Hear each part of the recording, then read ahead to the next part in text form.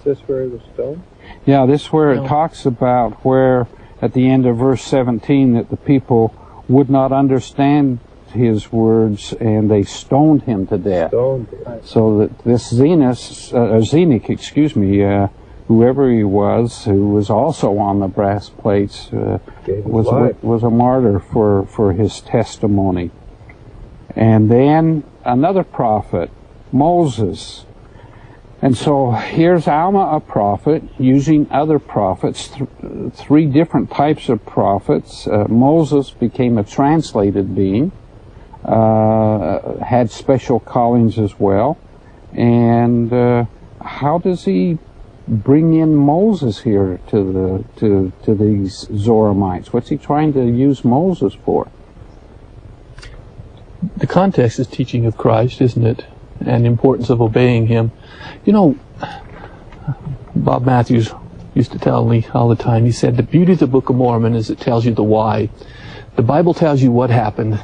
The Book of Mormon tells you why. And here's a good example of that. The Bible tells us that Moses raised up the brazen serpent, and if the people would look to the serpent, they would be healed and not die. But the Book of Mormon tells us why. That it says in verse 19, behold, a type was raised in the wilderness.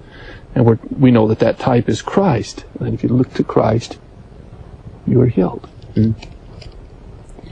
And really the idea that, you need to do it quickly, not be slothful. There's a lot of messages there in that metaphor. And cast your eyes about and put your trust in him. And you know that 32, we talked about that seed. You plant the seed. And often it's interesting to discuss what is that seed that you plant in your heart. In verse 22 and 23, I think answers it. Yep. Maybe I could read it. Yeah. Please. So here's what you plant. Here's the seed. If so, woe come unto you. But if not so, then come, cast your eyes, begin to believe in the Son of God, that he will come to redeem his people, that he shall suffer and die to atone for their sins, and that he shall rise again from the dead, which shall bring to pass the resurrection, that all men shall stand before him to be judged at the last and judgment day according to their works. And now, my brethren, I desire that ye shall plant this word in your hearts, and as it beginneth to swell, even so nourish it by your faith. And behold, it will be a tree springing up in you unto everlasting life. And then may God grant unto you that your burdens may be light through the joy of his Son. And even all this can ye do if ye will. Amen. So he's basically in that verse there just summarized the highlights of chapter 32. The idea of preparing your heart and your soul, asking, planting the seed, nourishing it. You'll feel it swelling. You know it's a good seed, but you need to get the plant growing, and then eventually you get to taste the fruit, the sweet fruit. It's interesting that then in producing this tree, he refers back to Lehi's dream of the tree of life. I mean, he's obviously making reference to this tree where the fruit is white and delicious to the taste, etc., etc. It tells you that Alma's, not only does he tell us to read the scriptures, but he himself has read the scriptures. He's familiar with these stories. And so he's able to take this lesson about the seed and turn it into a reference back to Lehi's dream of the tree of life. Good. Now, adding to the prophetic words of Alma and Zenos and Zenock and the example that we learned from Moses, we got another witness coming up here in chapter 34, where we have another witness, Alma's companion Amulek, testifies. What do we remember about Amulek and his background? He was actually became his companion after Alma was first rejected by these people, as you recall, and the Lord told him to go back, and he went back, and the Lord had prepared Amulek to send a messenger and prepared Amulek to be his mission companion, if you will. Alma spent several days with him, giving him his MTC experience, I think, teaching him and preparing him. And I think Amulek learned well, because this just follows a great missionary example.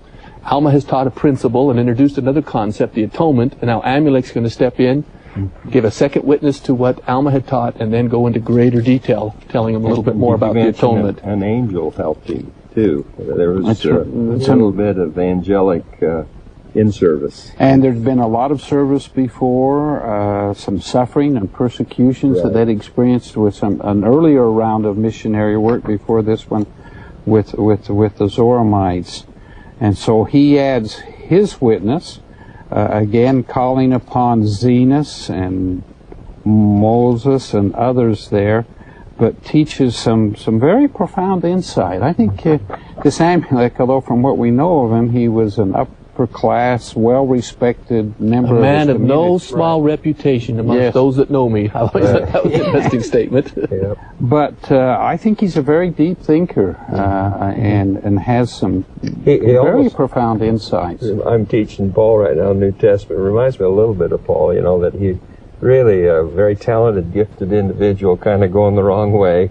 And so even an angel gets involved here, and Alma, and turns him around, and so he's ready to go. You can see why Alma would invite Amulek to come with him to go see the Zoramites after their experience at Ammonihah. This fellow's just right. He gets right to the heart of the matter. Look what he says in verse 5. We beheld that the great question which is in your mind is whether the Word be the Son of God, or whether there shall be no Christ. He gets right to the matter. This is the great question, and really this is the great question we all need to ask. It refers to Christ. Do we follow Christ? Is there someone else? Or he gets right to the heart of the matter. Does he really have the power to save us or not?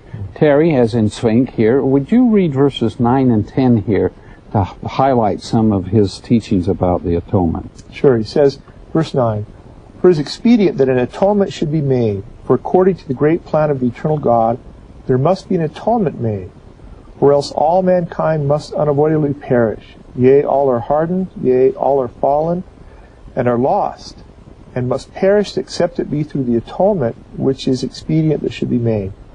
For it is expedient that there should be a great and last sacrifice, yea, not a sacrifice of man, neither of beast, neither of any manner of fowl. For it shall not be a human sacrifice, but it must be an infinite and eternal sacrifice." Not be a human sacrifice, but an infinite and eternal sacrifice. Infinite and eternal are often used as a descriptive phrase for God, for the divine. It has to be a divine type of sacrifice. Any normal mortal, any normal animal sacrifice, the likes of which they have been doing for centuries under the Mosaic Law, those were foreshadows or prototypes. These were to teach him and prepare him. And we're still some 70-odd years away from Jesus' birth, almost a century away from this actual atonement taking place. But it has to be this divine being to bring forth this atonement. What President Benson says that he was a God in the flesh. And so Emmanuel. It is a human sacrifice. It really is a sacrifice of a God. And it's interesting, he says, an infinite and eternal sacrifice, infinite in that it's not bound by time. I mean, the atonement is covering the sins of these men who are living before the atonement even takes place. In other words, the atonement, it isn't just from the time it's accomplished forward, but it extends back into the past and the future. Time and space. Time and space. It is truly infinite and eternal.